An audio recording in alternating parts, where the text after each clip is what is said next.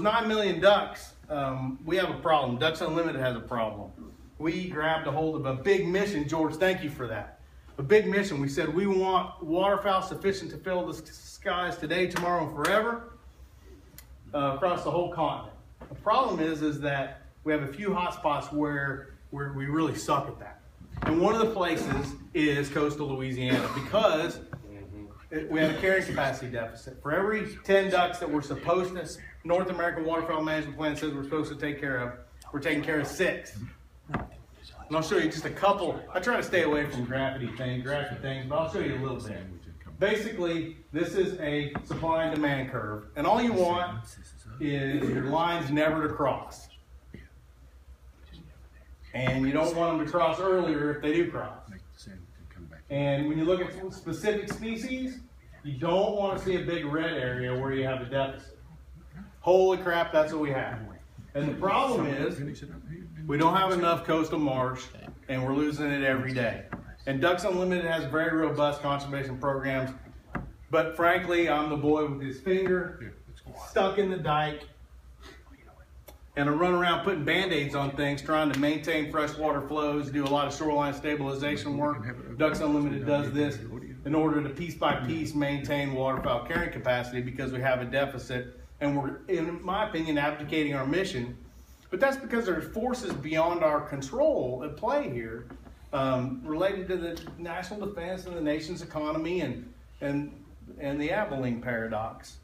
So, the theme of this conference is private lands, or the private-public partnerships, and one of the things that we did a few years ago, and I'll tell you, it was my idea, and it took a pretty heavy lift, was to get Ducks Unlimited to focus really hard on rice on the Gulf Coast, because we're losing so much of the marsh. And don't think I'm not giving up on that. I just have to diversify my investment portfolio a little bit here, if you think about it like that, because the ducks need me to do that. And they only live a couple, 3, 4 years on average, and so it really matters what I do each year for waterfowl.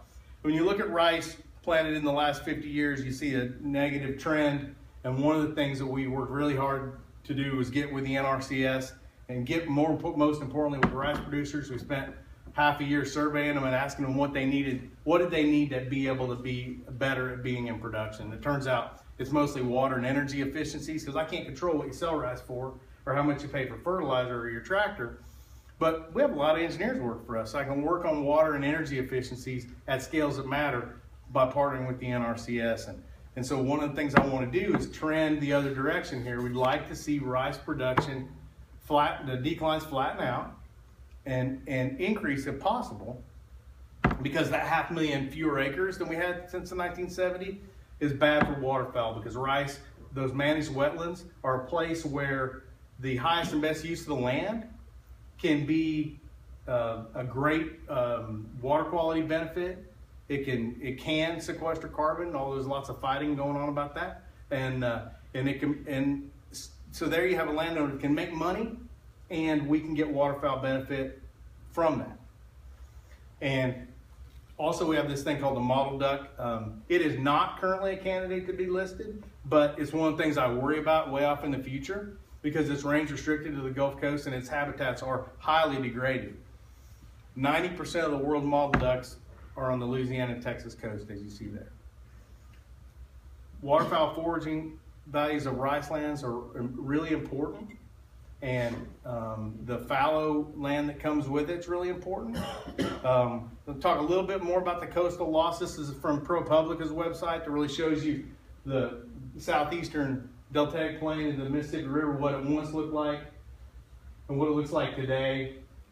And it's just an area in significant decline because of a great public work that we did that has lots of benefits. I don't argue that, but we have a lot of land that's subject to loss. And so Ducks Unlimited's rice program in partnership with the NRCS and industry is really in some ways in response to this.